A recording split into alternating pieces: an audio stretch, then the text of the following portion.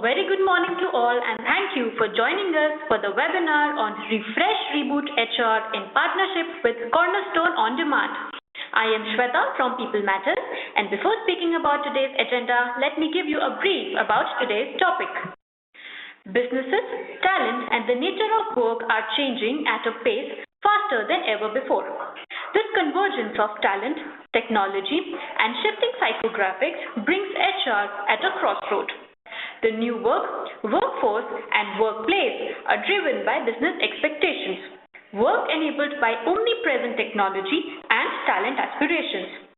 Never before has HR been faced with such a challenge that brings with it the opportunity to be at the table co-creating business results rather than just delivering on them. The case of refresh and reboot of HR is an imminent reality. A refresh that changes perspective and relooks at what really matters to the business, the workforce and work, a reboot on organization, capabilities and governance for the new world at work. In this webinar, we will explore what are multidimensional shifts impacting HR, what's the big deal about talent outcomes, and how is technology playing a dual role as an enabler and a disruptor.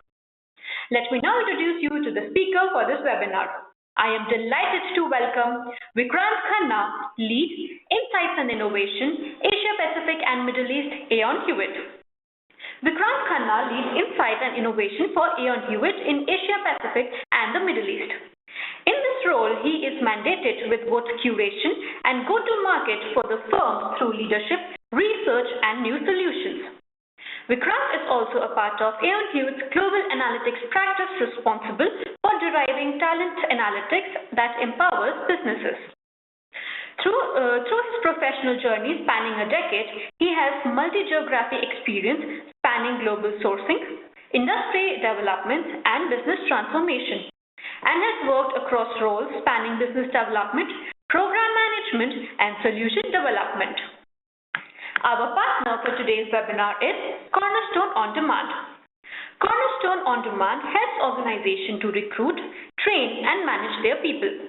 The organization works with hundreds of world's largest companies, from Walgreens to Starwood Hotels and Resorts to Deutsche Post, DHL, and Xerox, and thousands of the small ones to help them engage their workforce and empower their people. The software impacts every aspect of employee experience, helping people to make their best work even better, which ultimately translates into greater business results. Like always, we have saved time for you to ask your questions at the end of the webinar. For those attending the live webinar can submit the questions anytime during the presentation through the Q&A section. We will try to respond to as many questions as time allows.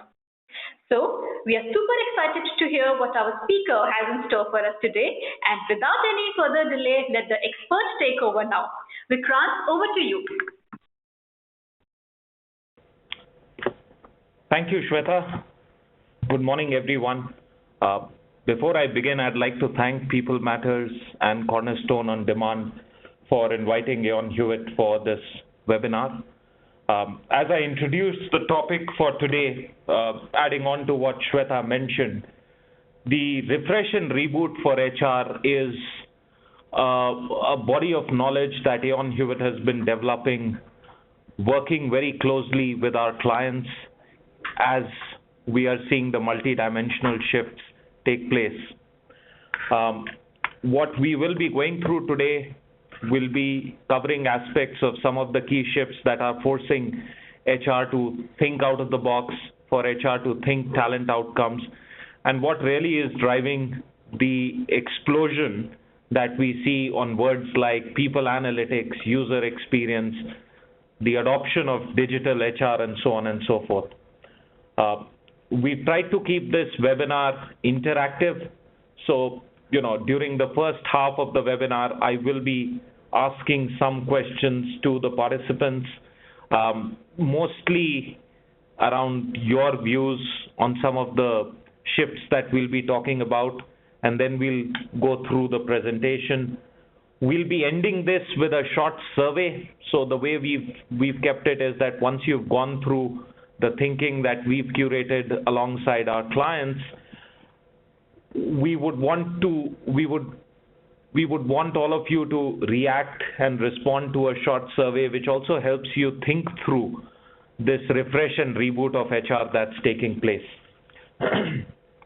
So as I get in and start talking about some of the shifts that are taking place, I would want to qualify that the fundamentals still haven't changed. And what you see out there on the screen are two paths. One is a pit stop from the 1950s on the left side of your screen, and what you see on the right is a Ferrari pit lane from 2013. Now, when I say fundamentals haven't changed, businesses are there to create shareholder returns, businesses are there to employ the best talent, businesses are there for profits. They continue to have social responsibilities, much like the pit lane, right? So, it's an endurance race. You need to stop at times. The rule of the fact that, at any given point in time, there are only 4 people who can touch the vehicle, these haven't changed. So what's really changing then? If the fundamentals haven't shifted, what's changing? On the left-hand side of the screen, when you look at the 1950 pit lane, that pit stop used to take close to about 2.5 minutes to end to end. So the car pulls in, there were no analytics or problems that the pit lane engineers knew of.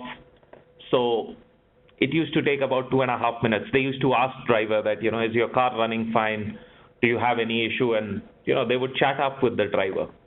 Today, pit stops are about 2.5 seconds because there is enough and more information available. There's enough and more technology there to make things move faster. And that's the difference. It's collapsed the timelines phenomenally. And that's really what we are seeing businesses face today. Times are changing faster than ever. And when we started on this journey of relooking at what the future of HR will be, we looked at it across 3 dimensions, which will impact HR going forward. The first one is around business breakthroughs, which are taking place faster than ever. A very recent example, one can go on and talk about disruptions and mega trends, but a recent one which has gone viral is Pokemon Go. So when Twitter hit 50 million users in a matter of 9 months, people said, wow, that's reach. Angry Birds hit that mark in 35 days, and people thought that that's a record which will never be broken. And there comes Pokemon Go, which has reached 50 million users only in a matter of 17 days. It's right now trending at about 80 or 90 million downloads already. Another one in today's times which is relevant is if you look at the Yahoo Verizon deal. At one point in time, a company valued at about $100 billion at the peak of the dot-com bubble now goes for close to about $5 billion to Verizon. So business breakthroughs are faster than ever. What does that mean for HR was a question we set out with. Jobs are getting reconfigured. As technology becomes mainstream, jobs are getting reconfigured. There is an enormous debate going around on the fact that will artificial intelligence be the Skynet or will it be an Iron Man suit? And that debate continues. There are studies that are out there. A recent one which was talking about the Indian IT BPM industry potentially losing about 400,000 jobs to automation. So if jobs are getting reconfigured, what does that mean for HR? What does that mean for businesses? And the last one was, it draws from the fact that experience is all important these days. So how are talent expectations changing? We as consumers have changed. I'm sure of all the people we have on the call today, if I was to do a pop quiz and say, when was the last time you stood in a queue to purchase a movie ticket, it'll only be a few hands that go up. So as consumers, our mindsets are changing. We are living in a feedback economy. So is talent today. how does that impact HR? So these were three shifts which we set out with on discussions with clients, on discussions with some of our extended partners, that if these shifts are a norm and this space will only increase, what's the future of HR like? And at this point in time, I'd want to take a short pause, reflect back on what we've said. And if you put all these meta trends together of disruptions, of emerging generations, of robotics coming in, VUCA, the current Brexit, these are all mega trends that point towards one meta trend of people. Disruptions are not done on the back of technology. At the end of the day, there are people who are creating those disruptions. So Apple was not born purely out of technology. There was a Steve Jobs behind it. So is the case with the Airbnbs and the Ubers of the world today. So people are at the heart of it, and the importance of people, the importance of managing people, the importance of empowering people will only get accentuated in times to come. I would want, at this point in time, as I've introduced the shifts to you, let's have a short chat around the question that's out there on the screen. How are business expectations from HR changing? So, as we look at businesses getting disrupted faster than ever, talent expectations changing, new jobs emerging, hot skills changing faster than ever. I've just sent out a question on the chat screen. How are business expectations from HR changing? I'd love to have your responses. We'll do this for about 5 minutes and then we'll proceed. All right, we have responses coming in. The first one's from maintenance to building potential.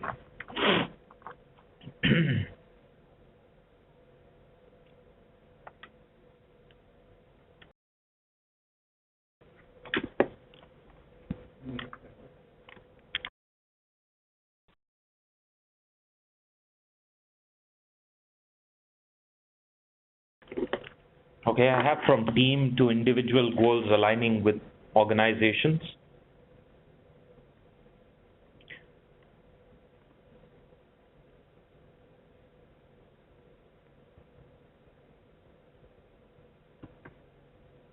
While we are at it, I'll also pose the second question so that you can mull over it. The first one was, how are business expectations changing? The second one is, how are talent expectations changing? So you can respond to both of these questions.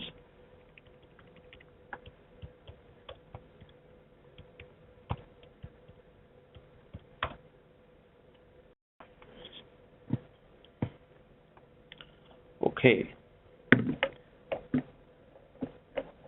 So here's a good one. Looking for HR programs as investment with ROI. Aren't we all stretched and questioned on ROI all the time? Financial acumen.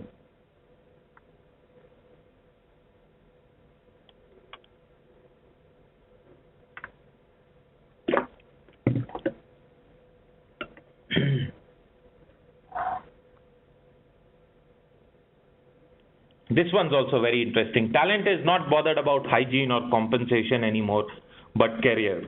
I'll just have a very interesting point over here. Aon runs the Best Employers program across Asia Pacific. Almost 700 odd organizations participate there. And it's very interesting to note that as we scratch through the surface of the EVP, the employee value proposition of the best employers, for almost 80% of our best employers, careers and learnings stands out as an employee value proposition that they offer. But at the same time, if you hear the voice of employees, which we do as part of the program, career opportunities is one of the biggest improvement drivers for engagement as well. So it's a never-ending quest for better career opportunities.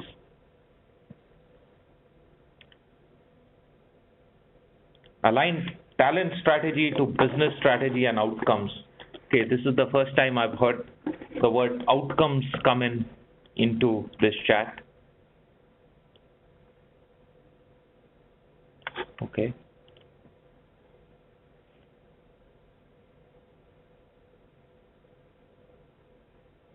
alignment with business objectives, strategic capability.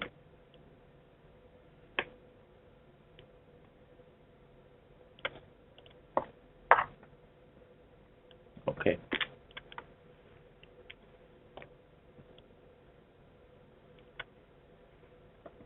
Okay. So quite a few responses out there. I'll move ahead. I just wanted to get the thoughts rolling as we get into the heart of the presentation. So we went out with these same set of questions to our clients, to some of the leading organizations across the world on this construct. And we did immense listening sessions, not only with HR leaders, but also with business leaders. And here's where we landed at, that if we say times are changing faster than ever, and we look at those three lenses and how they will impact HR, how they will impact talent management, people management the most, here's what stood out. So if business breakthroughs are taking place faster than ever, businesses are going to expect speed, agility, and innovation across the HR function. It's interesting to note the play of speed and agility.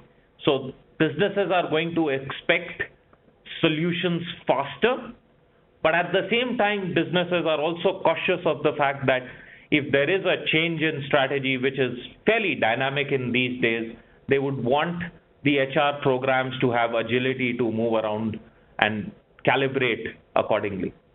Innovation is a good standout because in today's day and age, one can replicate cost effectiveness, one can replicate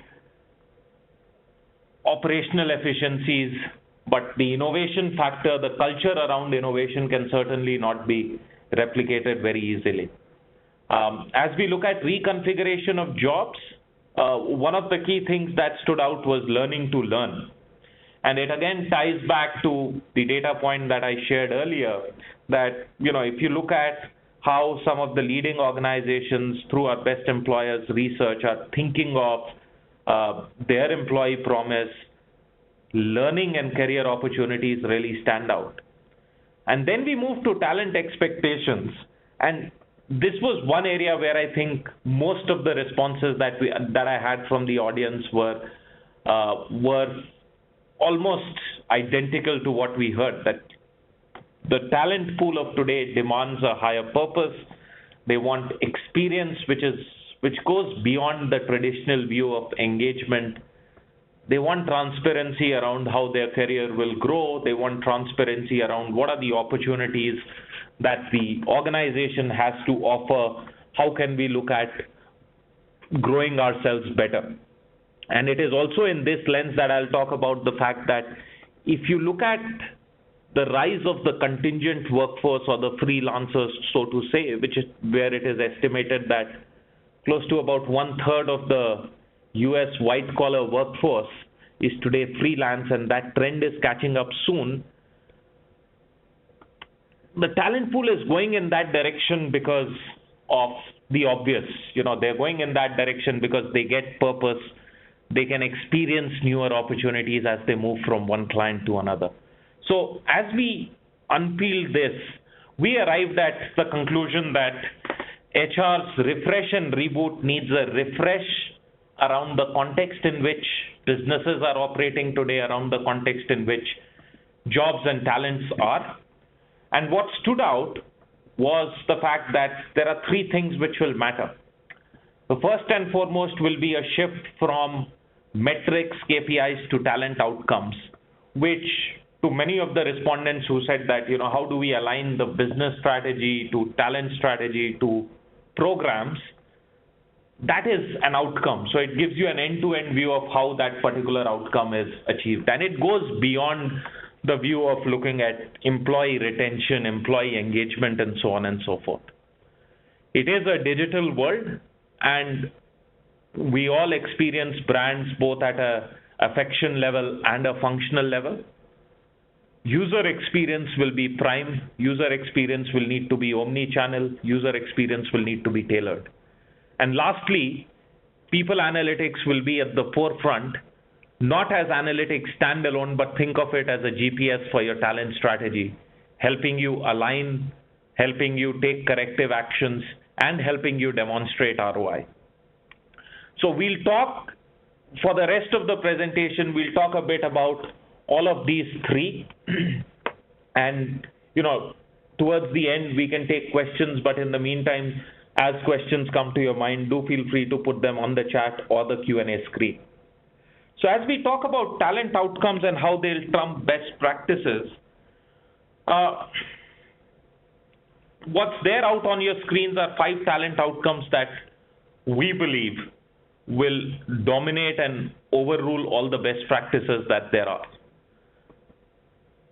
The first and foremost will be culture. How do you actualize culture? A good example to take over here would be how one of our leading banking and financial services client is wanting to drive a risk-averse culture which moves beyond and directly impacts the fines which banks have to pay for regulatory and compliance issues. So the problem statement and the answer around the outcome was that, we can either grow our compliance team and spend about $150 million on trying to address those risks once they've taken place, or we look at a risk-averse culture and, save the firm not only that $150 million of building a compliance team, but at the same time looking at reducing the amount of penalties that we have to pay. So that was a culture-driven outcome. And it encompasses everything. It encompasses how you look at leadership development. It encompasses how you look at employee engagement. But the outcome was around a risk-averse culture. Future-proofing through capability. Capability shifts are faster than ever. And when we say capability, it cuts across. It's across levels. It's a shift in how you think of what are the capabilities which will future-proof the business. Think of how we treat technology roles in our businesses. We'll always think of technology as being a key driver for our businesses. It's a digital world. We keep saying that time and again. But then when it comes to looking at how do we benchmark our technology talent against, are we really benchmarking our practices around managing tech talent with the leaders in the tech space? That's a question. Maybe we are. Enabling high performance, much debated topic. Do we do away with the bell curve? How do we look at performance? And this will be one of the areas where I'll share an example. This is with a telecom major in China. We were engaged in a large HR transformation engagement with them, and the performance management was an area which came out as if you looked at the organization voice, performance management stood out as the weakest process that HR was running.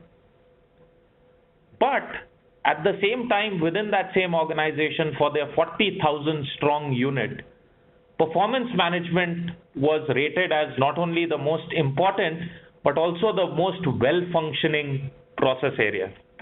And it was an anomaly. This is a telecom major. R&D is treated with high respect and high importance. So we said, okay, let's go and try and understand what they were doing.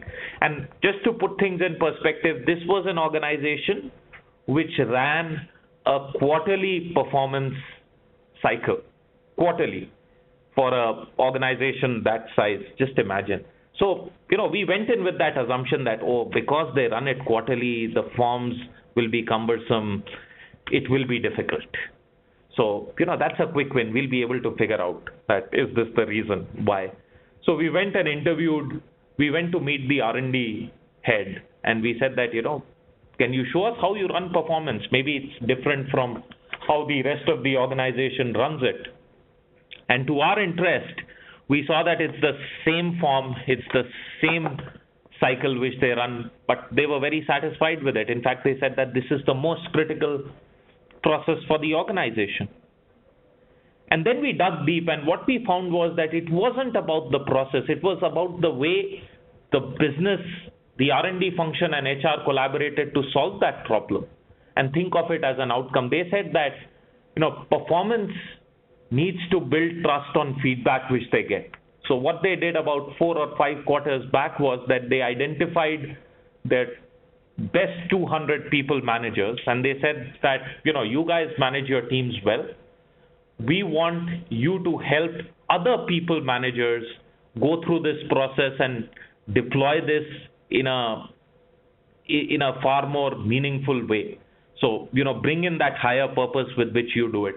And these 200 in the first cycle coached 200 more.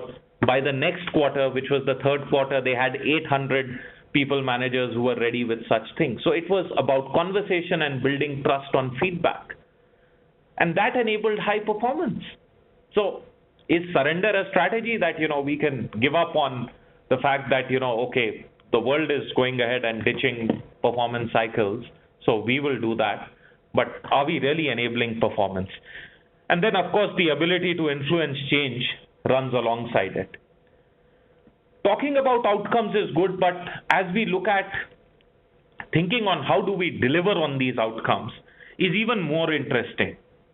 And, I'll take on the cue from what I got in one of the chats, that how do we demonstrate ROI? So let's think of picking up a topic which is much debated, an area which sees a very high degree of spend when it comes to effort, when it comes to monies, but probably the most questioned on ROI is leadership development. So as we think of leadership development and the questions we get around the ROI of leadership, we've got to think through this in 4 disciplines. If I pick the first discipline, that how will that program address a business issue?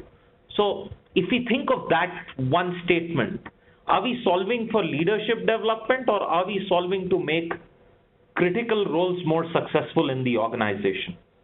Now, the moment the conversation moves to how do we de-risk the performance of critical roles, how do we make sure that incumbents in critical roles are not only performing well, but we also have a successor pool ready for promotion, ready to de-risk those roles, the entire view of the program will change. That is the time when we'll not only start thinking the OD function, but we'll also start thinking of what is the role engagement has to play. How important is the engagement of these critical role holders, and how can they create engaged employees? Your compensation teams will start thinking that from an executive compensation pay, or more from a pay for performance perspective, how can we create programs which de-risk these critical roles? And there will be interconnections which will need to be established within the HR organization. So as we shift our thinking on program design, we need to also bring in fresh thinking on the way we will structure the HR organization and the capabilities you need to have around it. Today, processes and platforms help you do that integration much faster, while at the same time creating an environment where you can not only focus on the 10% of the 70-20-10, which has traditionally been a focus, but look at that 70-20-10 holistically, track data, track insights, and really demonstrate that ROI. So as I move to analytics and governance, which needs to be more rational based and less bureaucratic, only if you've thought through a program design which addresses a business outcome, the HR organization which is interconnected, technology that enables, will you arrive at an outcome of de-risking critical roles, which could take multiple views. It could take a view of, has my time to promotion into critical roles increased? Has the time to promotion reduced? How successful are new role holders in critical roles? So these outcomes really demonstrate ROI of all the investments that have gone in. So what we have on, and the recording will be made available, the document will be made available. On slide 11, you see some questions that help you think through all these 4 disciplines.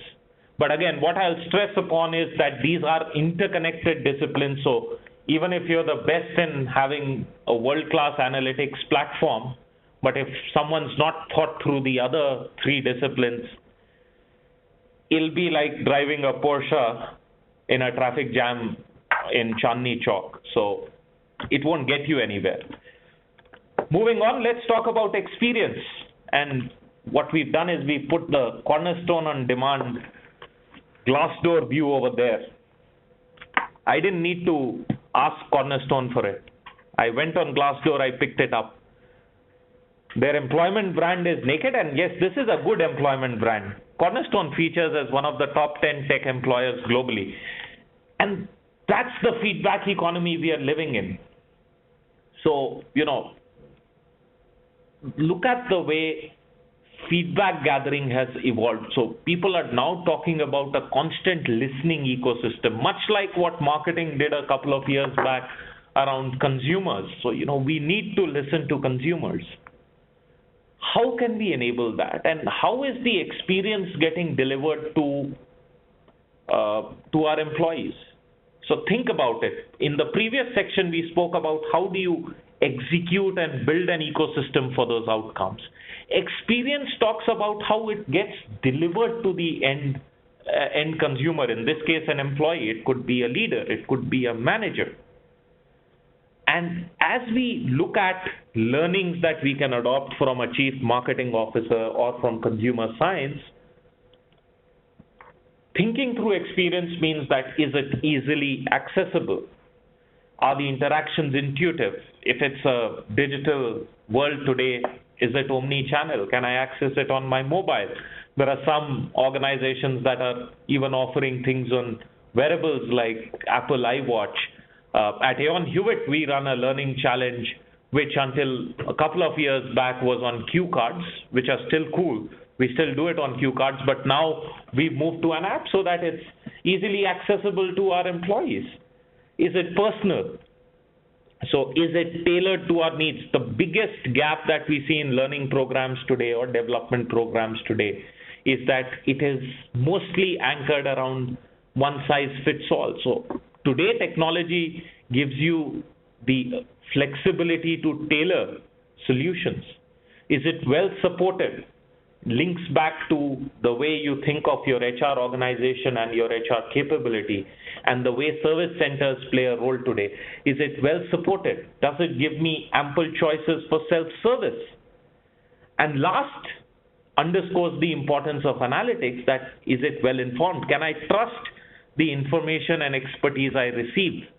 So if I've undergone a development cycle and there are some recommendations that have come to me, only if my experience was personal, only if I felt it was well supported, and if I enjoyed the experience, will I trust the information I get? So think across all these aspects as you think of experience.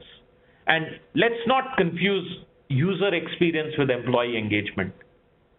User experience cuts beyond employee engagement. It's really the actualization of the promise which you are making to your employees and how you deliver on it. Let's think of analytics now. And, this is one area where we have some very interesting conversations with clients. Clients call us in and they say that, we are looking at deploying an analytics platform. We've already done work on Tableau. We're doing work with some of the leading platforms. We are evaluating platforms like Vizier or a Cornerstone on Demand Analytics. So we want to deploy the analytics. And then we start asking questions. So what kind of analytics do you want to drive? And, we get those same old answers that, we want to look at employee retention. We want to move to predictive analytics. Very good. But where is the connect with the business outcome? And that's where we see the cookie crumble and kind of identify more areas where we feel that people analytics is more domain. It cuts beyond a center of excellence. It's a lifestyle view. It's just changing the way how you think of analytics. So for many of our organizations, we've seen that the cycle that they followed is that they've renamed HR reporting first to talent reporting, then it became talent analytics, And now people are catching the wave of people analytics and renaming them as people analytics. But here's a different view. The same example that I took of the banking and financial services client, which wanted to look at creating a risk-aware culture, they've enabled people analytics around this. And they're tracking individual behavior. They're tracking behavior on social media. They're tracking performance issues. They're tracking a plethora of issues to arrive at an algorithm which predicts a probability of a risk event occurring within a particular employee or within a particular business unit. That is linked with their end outcome. So predictability was a must. So as we think of analytics, we've got to think through, are we asking the right questions? Are we asking, or we're just sticking with what we've reported in the past? Do we have the right data? And data means not only around availability, but also the veracity, the speed with which it can be available. That's where technology plays a role of really bringing in meta layer analysis and platforms which help you visualize it better. And then a critical piece which still remains is that, are we telling a story or are we just presenting numbers? And we all know that there could be various forms of storytelling. You could tell it in the form of a documentary, which I've seen many clients do, or you could build in some seriousness or horror onto it, like a Conjuring, or think of it like narrating a Hangover movie. So storytelling is very important. And even research proves it, that our brain gets data slower than it gets a story. But as we think of the four interconnected disciplines, the last piece is probably the most important. You've got to establish cadence. So it's not just about reporting data, or it's not just about driving analytics. Are we closing the loop and correcting our talent programs through effective governance? Which is where we say that governance needs to move away from being bureaucratic to being rationale-based. I've spoken about talent analytics, I've spoken about outcomes, I've spoken about user experience, but I'm sure you must be wondering that why hasn't Vikrant touched upon technology? Well, technology lies underneath all of these. And what we're seeing is that technology today is both an enabler and a disruptor, and HR is at the forefront of adopting technology. The numbers out there, the one which I particularly like is, 60% of the CEOs say that cloud computing is essential for their business. But at the same time, 96%, look at the shifts, 96% of the organizations will have talent management on cloud by 2017. I wonder what are the other 4% of the organizations going to do. But that's the pace at which HR has been at the forefront of adopting technology. But here is an interesting take that we have. It's not about digital HR. It's about HR in a digital world. So the entire ecosystem around us, and the Industry 4.0 talks about it, that the next industrial revolution is on the back of interconnected devices, is on the back of technology that cuts across devices, technology that is omnipresent. The difference that we see in organizations that have really gone ahead onto that journey of being digital vis-a-vis organizations who probably deployed the best platforms but still haven't derived the right outcomes is around three critical elements.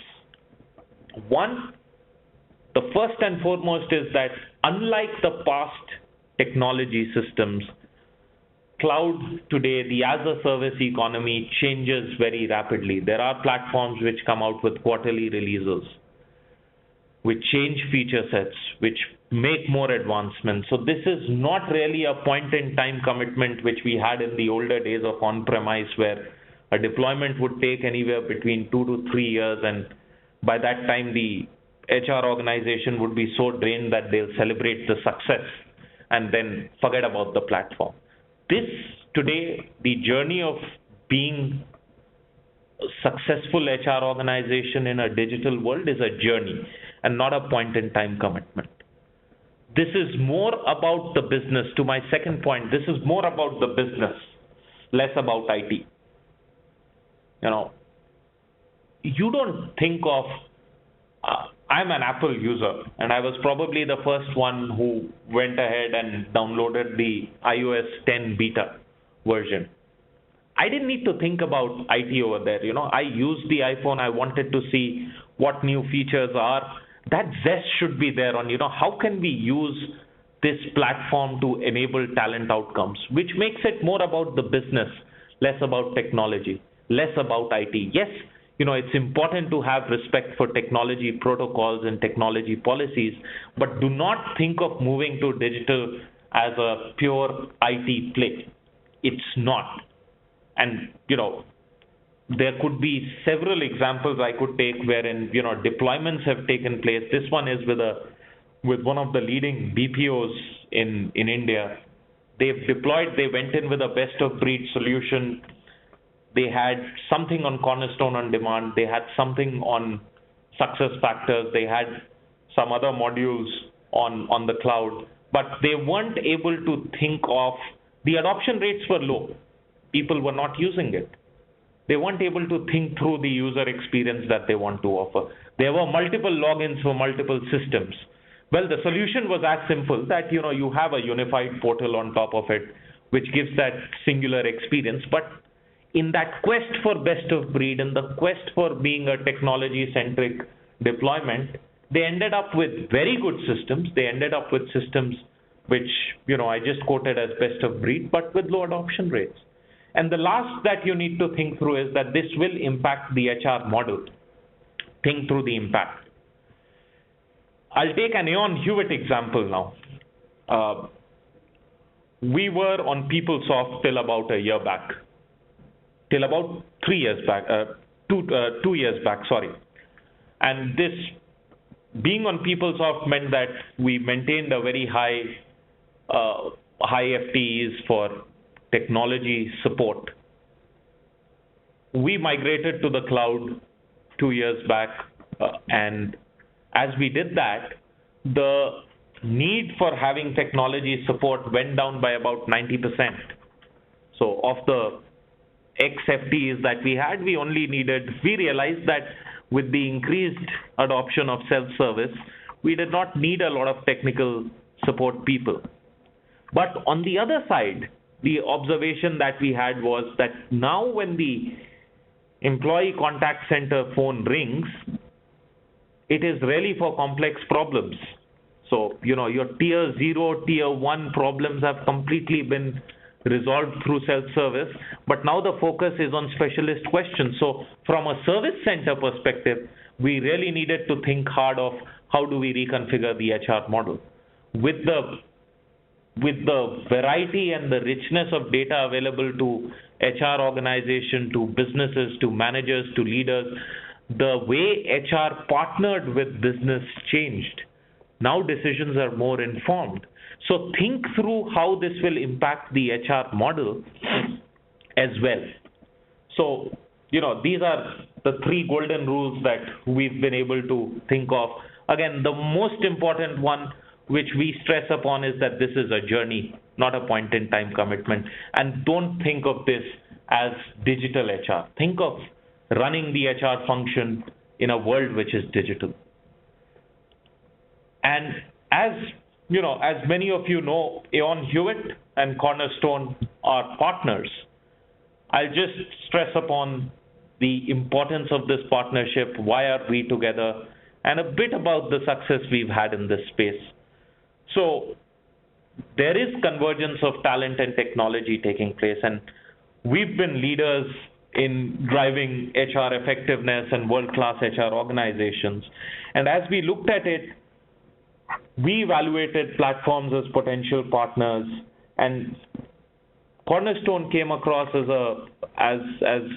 a partner which, and I'll not stress upon the reasons, but the top three reasons why we chose to partner with Cornerstone, not only for our own processes but also as a go-to-market partner for talent platforms, was around the fact that this is a suite which is highly organic. It's built up right from scratch, so it is well thought through. It is deep. It is well integrated with all the modules, be it learning, be it performance, succession. They're all built on the same code. They've been thought through from scratch. So it's not that, it's been built inorganically. So there are multiple utilities which connect one module to the other. It's well regarded by both its clients and and industry analysts. So very high retention rates, upwards of 95% retention rate of clients, and consistently, be it IDC, be it Gartner, Forrester, they're always on the top right of any of the quadrants that you see. And last was the fact that, the innovation that they've been able to bring in quarter after quarter on their releases across modules is really a delight for clients and is really amazing. So as we look at the capabilities which Aon and Cornerstone Partners partnered on, the promise is to enable talent outcomes for clients while delivering a world-class user experience and building in analytics cadence to empower organizations. And we bring to bear the best of the advisory side of the business as well as a best-of-breed technology platform. So with this, I'll draw my presentation to a close. And just as a last closing thought, we've put together a short survey. When I say a short survey, I promise it's only 5 questions and it'll take you less than 5 minutes to fill in. Do take the time to respond to these questions. We will be aggregating this as People Matters, Aon, and Cornerstone, and we'll be getting back to you with the findings. These are some questions which will help you think through this refresh and reboot. And, once we have collective inputs from the group, the findings will be even more richer. I've just put it on the chat window as well so that you can access it. It can be accessed on mobile. So it's completely omni-channel, I would say. So with that, thank you so much for your patient ears, and I'm open for questions now. Well, thank you so much, Vikrant, for such an amazing presentation. I'm sure our participants have really got the valuable insights. And yes, of course, time to move towards the question and answer. So the first question that we've received is from Ravi Kiran. So Ravi Kiran wants to know, what about the HR teams in the non-IT sectors? Will the same HR model help to deliver HR business outcomes over there? My answer is a loud yes. So, this talk around refresh and reboot is not just for the technology sector. It cuts across sectors. So irrespective whether you are a technology organization or you are, let's take an example, a pharma organization, you still need to actualize the culture which you want to drive. High performance still needs to be there. You'll still have critical roles which will need to execute on the business strategy. And today, technology cuts across each and every business. So if you think of manufacturing is a very large adopter of robotics and sensors. Every sector today has some form of technology in it. So, it's not agnostic to just technology. Where the difference comes in is how you view technology and its deployment. So for a pharma organization, the way technology will be deployed, the way you think of what are the channels you want to make it accessible on may vary from an IT firm to a media house. But at the end of the day, if you look at an organization like Google, is Google an internet company or it's a media company? Again, the lines are fairly close. So I'd say that this same model is applicable across sectors. You still need to have a good program design. You'll still need to have an HR organization with the right capabilities to run it. You still need some processes, maybe technology enabled, maybe not, and you still need the insights and governance to take corrective actions around those. Very well. Thank you so much for answering that, Vikrant. So moving on to the next one, which is coming from Ruchi. She says, is the time put in a role important, or the project done during that time is important? Could you repeat that question, please? Sure. So Ruchi says, is the time put in a role important, or the project done during that time is what is important? Time put into a role is important, or a project done? During that time is important. Okay. I'd say both. I'd say, the time you put in a role, which could be, also used as a word for tenure. Time gives you the variety of experience and the expertise within that same role, which is important. And from a project perspective, the impact which you create, which demonstrates the quality of the experience which you've had, also brings it across fairly well. So I'd say both are important, but if you look at them in the same lens, the time that you put into a role gives you a variety of experience. The outcome of the project talks about how well you've learned, how well your experience has been, and that demonstrates the quality. Sure. Thank you so much for answering that.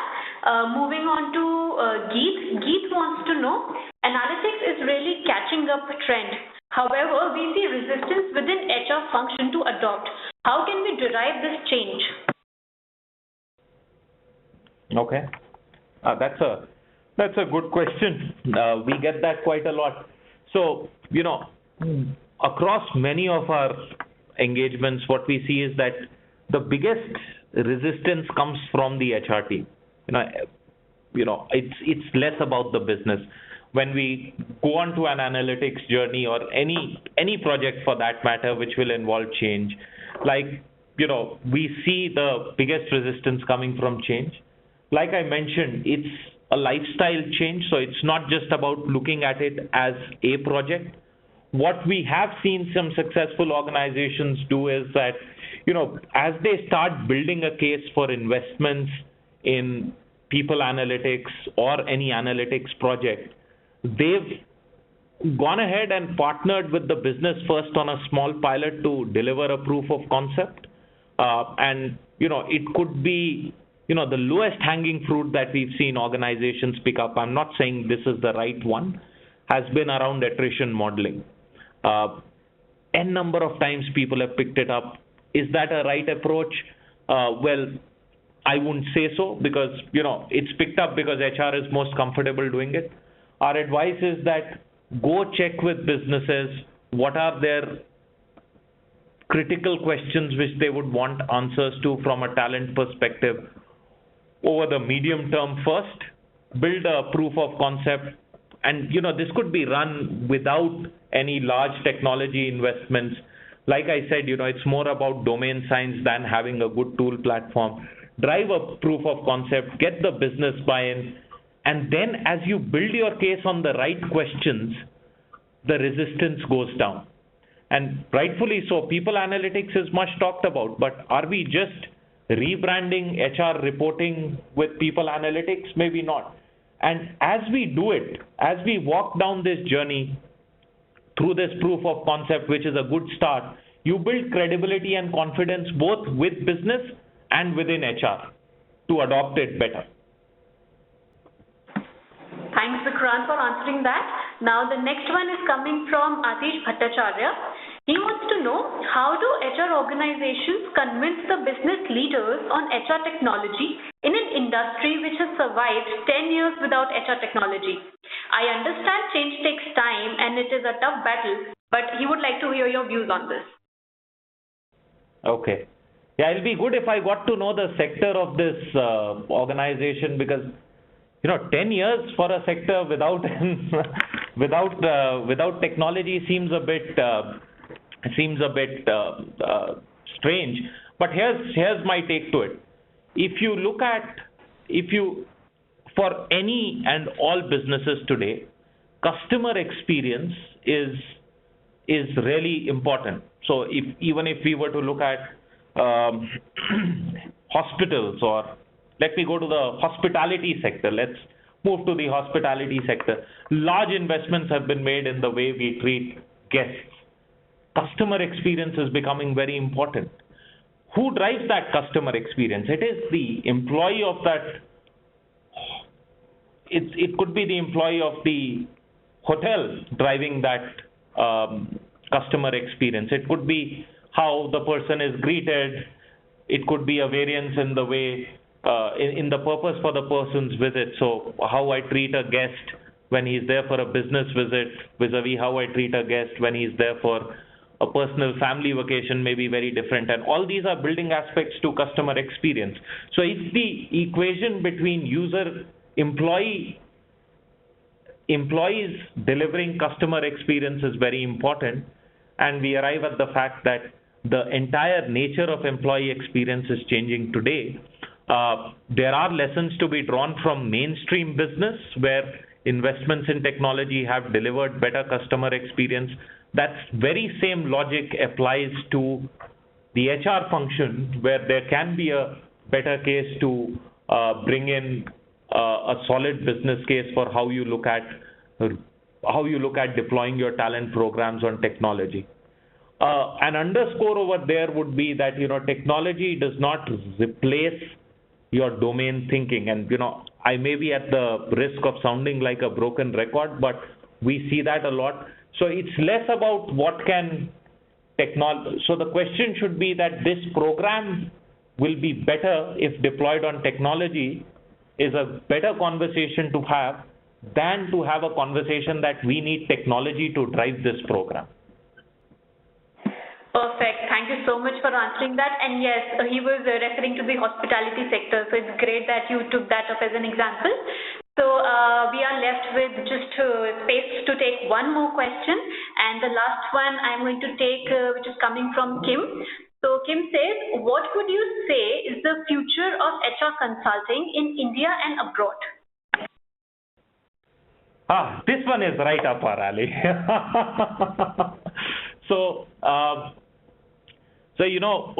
We'd say, and that's been an observation that we've had, is that, many a times consulting firms have replicated or duplicated the silos which we've seen in our client organizations. So our client organizations look at rewards separately. So, okay, we'll have a rewards business.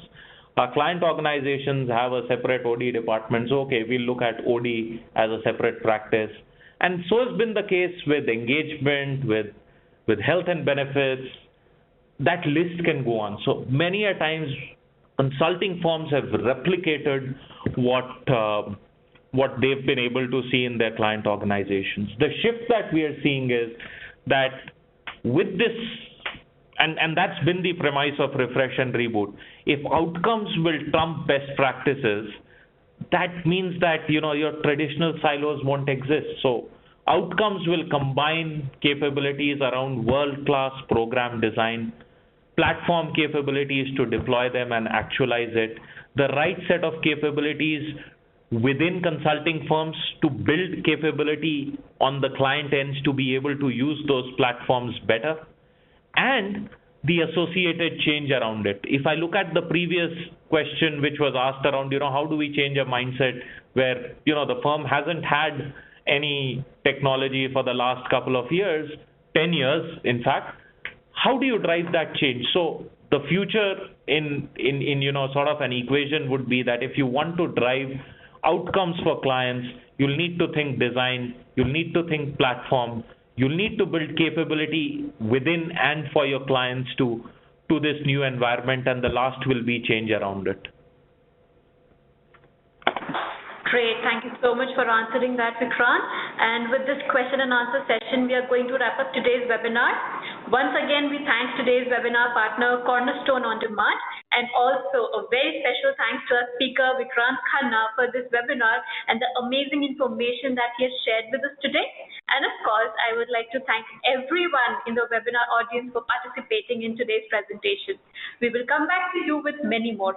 So with this, we conclude today's webcast. Thank you all and have a great day ahead.